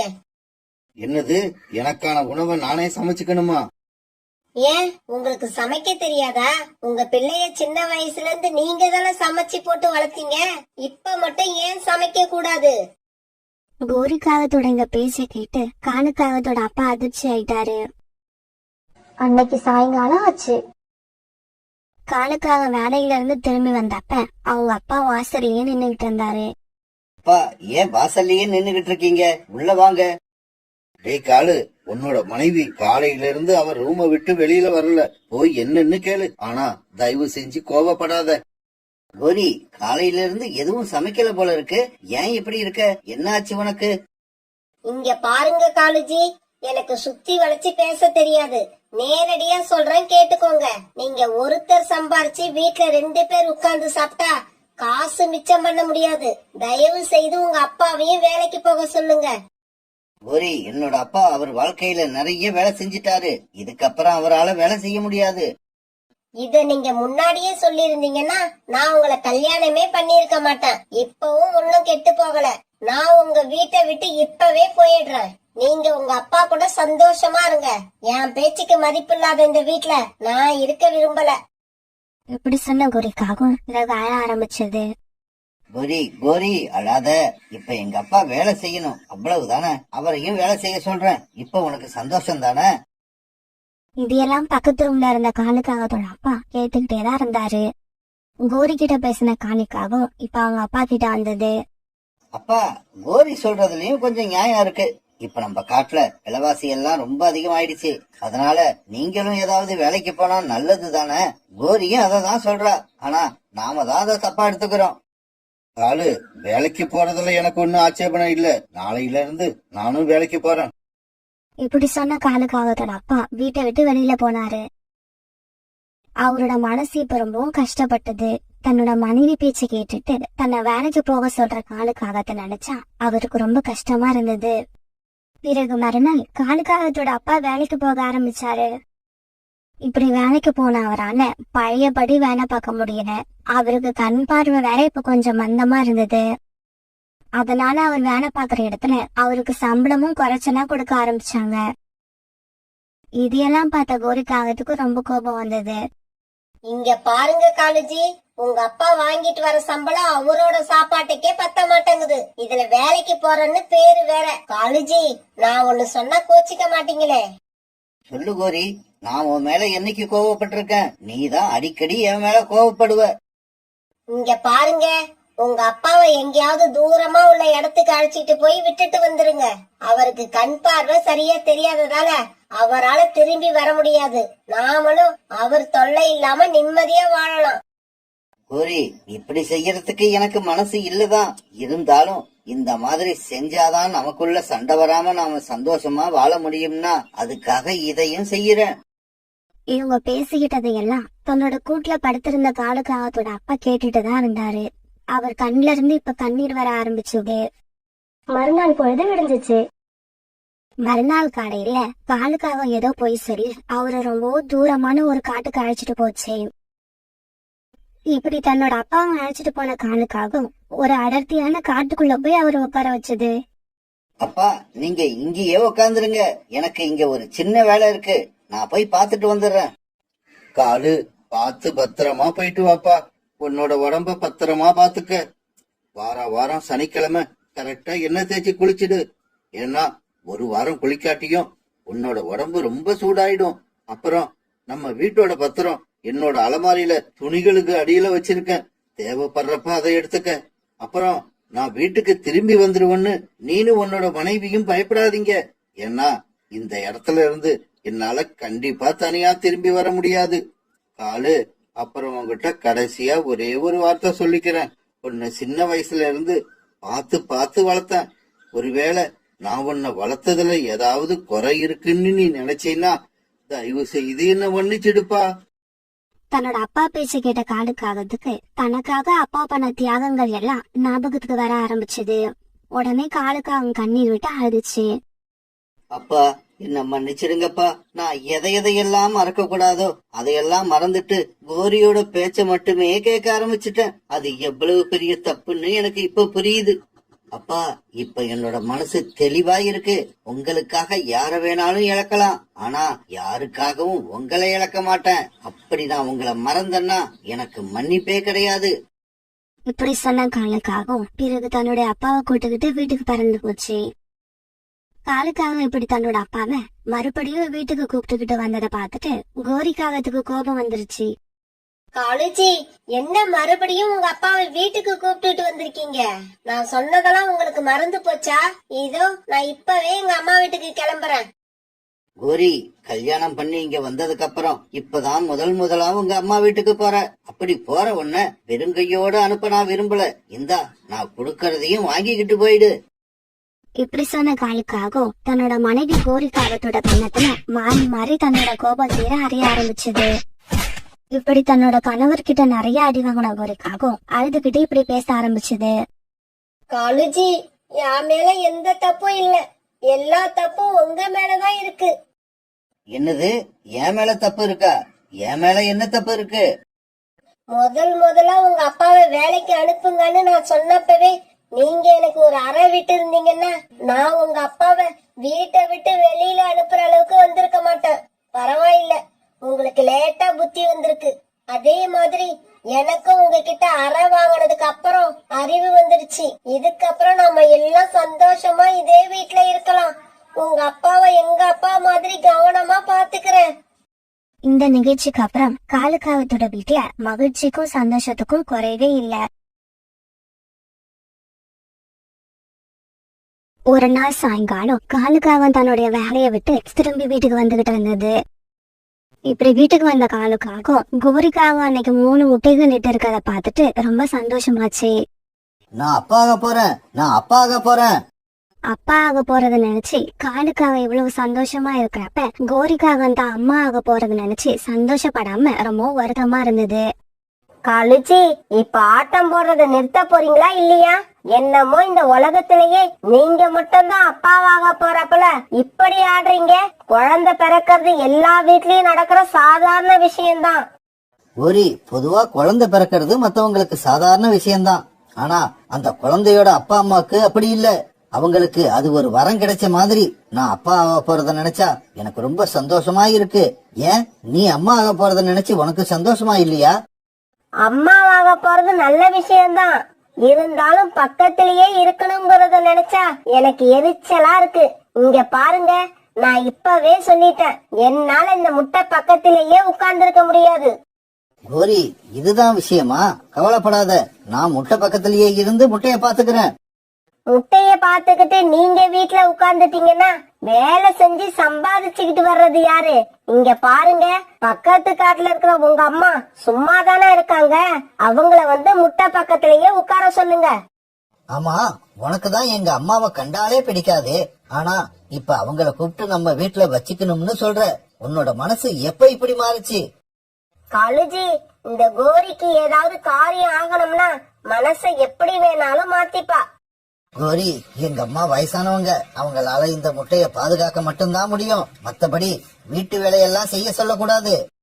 காலுஜி, முதல்ல நீங்க போய் உங்க அம்மாவை அழைச்சுக்கிட்டு வாங்க, மத்த விஷயத்த பத்தி எல்லாம் அப்புறம் பேசுவோம்.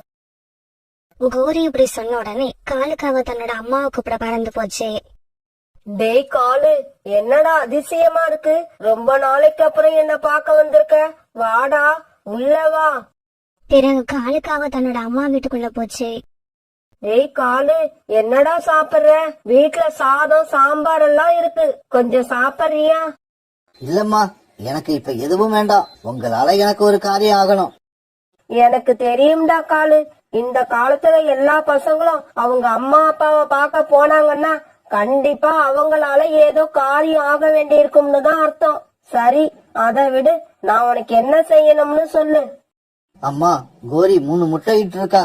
ஆனா முட்டையிட்ட உடனே என்னால முட்டை பக்கத்துல உட்காந்து பாதுகாக்க முடியாதுன்னு தெளிவா சொல்லிட்டா. அதனாலதான் முட்டைய பாத்துக்கிறதுக்கு உங்களை கூப்பிட்டுக்கிட்டு போக வந்தேன். அடப்பாவி, கோரி அப்படியா சொன்னா? தன்னோட முட்டைய பாதுகாக்கிறத விட ஒரு அம்மாவுக்கு என்னதான்டா வேலை இருக்க முடியும்? இப்படி சொன்ன காலுக்காகத்தோட அம்மா காலுக்காகத்து கூட அது வீட்டுக்கு பறந்து போனாங்க. காலுக்காகத்தோட அம்மாவை கோரிக்காகத்துக்கு எப்பவுமே பிடிக்காது. அதனாலதான் அவங்க கிட்ட தேவையில்லாம சண்டை போட்டு காலுக்காகத்தை எடுத்துக்கிட்டு தனி குடுத்தன வந்துச்சு. கோரி, நீ சொன்ன மாதிரியே எங்க அம்மாவை அழைச்சுக்கிட்டு வந்துட்டேன். உனக்கு இப்ப சந்தோஷம் தானே? இங்க பாருங்க, வீட்டுக்கு வந்துட்டா மட்டும் பத்தாது, என்னோட குழந்தைங்க இருக்கிற இந்த முட்டையே பத்திரமா பாத்துக்கணும். கோரி, கவலைப்படாதம்மா, என்னோட பேர பசங்க இருக்கிற இந்த முட்டைய நான் பத்திரமா பாத்துப்பேன். பிறகு முட்டைகள் இருந்த கூட்டுல இருந்து கோரிக்காகம் கீழே இறங்க காலுக்காகத்தோட அம்மா அந்த கூட்டுல போய் உட்கார்ந்தாங்க. பிறகு மறுநாள் காலையில காலுக்காகம் வழக்கம் போல வேலைக்கு கிளம்பி பறந்து போச்சு. அத்தை, முட்டைய பத்திரமா பாத்துக்கோங்க, முட்டைய தனியா விட்டுட்டு எங்கேயும் கிளம்பி போயிடாதீங்க, நான் எங்க அம்மா வீடு வரைக்கும் போயிட்டு வரேன். இப்படி சொன்ன கோரிக்காகவும் தான் அத்தையோட பதிலை எதிர்பார்க்காம அங்கிருந்து கிளம்பி பறந்து போயிடுச்சு. ஏண்டி கோரி, என்னடி இது, திடுதிப்புன்னு இங்க வந்து நிக்கிற? நீ முட்டையிட்டு இருக்குன்னு நான் கேள்விப்பட்டது உண்மையா இல்லையா? நீ முட்டையிட்டது உண்மையா இருந்தா முட்டைய தனியா விட்டுட்டு இப்படி வந்திருக்க மாட்டியேடி. அம்மா, நான் முட்டையிட்டது உண்மைதான், இருந்தாலும் முட்டைய நான் தனியா விட்டுட்டு வரல, காலேஜியோட அம்மாவை வர வச்சு வீட்டுல விட்டுட்டு வந்திருக்கேன். அவங்கதான் இனிமே முட்டைய பாதுகாக்க போறாங்க. ஏண்டி கோரி, 1000 தான் இருந்தாலும் முட்டைய அம்மா பாத்துக்கிற மாதிரி யாரும் பாத்துக்க முடியாது. அம்மா, நீ சும்மா இந்த பழைய கதையை பேசிக்கிட்டு இருக்காத, முட்டைக்கு ஏதாவது ஆயிடுச்சுன்னா அவங்கள நான் சும்மா விட மாட்டேன். இந்த மாதிரி கோரிக்காக தன்னோட அம்மா கிட்ட பேசிக்கிட்டு இருக்கப்ப காலுக்காகவும் தன்னுடைய வேலையை முடிச்சிட்டு வீட்டுக்கு திரும்பி வந்துச்சு. அம்மா, என்ன நீங்க மட்டும் வீட்டுல தனியா இருக்கீங்க? கோரி எங்க போயிருக்கா? டேய் காலு, கோரி அவங்க அம்மா வீட்டுக்கு போயிருக்கா, இன்னும் கொஞ்ச நேரத்துல வந்துருவான்னு நினைக்கிறேன். ஆனா ரொம்ப நேரம் ஆகியும் கோரிக்காக வரவே இல்ல. பிறகு ராத்திரி ஆச்சு. காலையில இருந்து முட்டை பக்கத்திலேயே உட்கார்ந்திருந்த காலுக்காகத்தோட அம்மாவுக்கு இப்ப ரொம்பவும் தாகமா இருந்தது. காலு, நீ ஒரு நிமிஷம் இந்த முட்டைய பாத்துக்கோ, வீட்டுல குடிக்க தண்ணி கூட இல்ல, நான் போய் நதியில தண்ணி குடிச்சிட்டு அப்படியே தண்ணி எடுத்துக்கிட்டு வந்துடுறேன். இப்படி சொல்லிட்டு காலுக்காகத்தோட அம்மா ஒரு சின்ன பானையை எடுத்துக்கிட்டு நதியை நோக்கி பறந்து போனாங்க. இந்த சமயத்துல தன்னோட அம்மா வீட்டுக்கு போயிருந்த கோரிக்காகவும் வீட்டுக்கு திரும்பி வந்துடுச்சு. இப்படி வந்த கோரிக்காகத்துக்கு முட்டை இருந்த கூட்டுல காலுக்காக உட்கார்ந்துருக்கத பாத்துட்டு பயங்கர கோபம் வந்துருச்சு. காலுஜி, முட்டைய இங்க விட்டுட்டு உங்க அம்மா எங்க போனாங்க? அடியே கோரி, முட்டைய ஒன்ன தவிர வேற யாரும் பத்திரமா பாத்துக்க மாட்டாங்கன்னு எங்க அம்மா அப்பவே சொன்னாங்க. எங்க அம்மா சொன்னபடியே நடந்துருச்சு.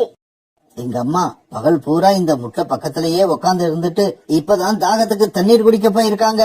அவங்க ஒன்னும் ஒன்ன மாதிரி வெட்டித்தனமா ஊர் சுத்த போகல. இப்படியே சில நாட்கள் நகர்ந்துச்சு. கொஞ்ச நாட்கள் போனதுக்கு அப்புறம் ஒரு நாள் கோரிக்காகத்தோட 3 முட்டையில இருந்தும் அழகான குழந்தைகள் வெளிவந்தாங்க. கோரி, முட்டையில இருந்து குழந்தைங்க வெளிவந்தாச்சு. எங்க அம்மாவை அவங்க வீட்டுக்கு அனுப்பிடலாம்னு நினைக்கிறேன். இதுக்கு மேலையும் நாம அவங்கள கஷ்டப்படுத்த வேண்டாம். ஓஹோ, அவங்கள கஷ்டப்படுத்த வேண்டாம், ஆனா நான் கஷ்டப்படணும், அதுதானே உங்க எண்ணம்?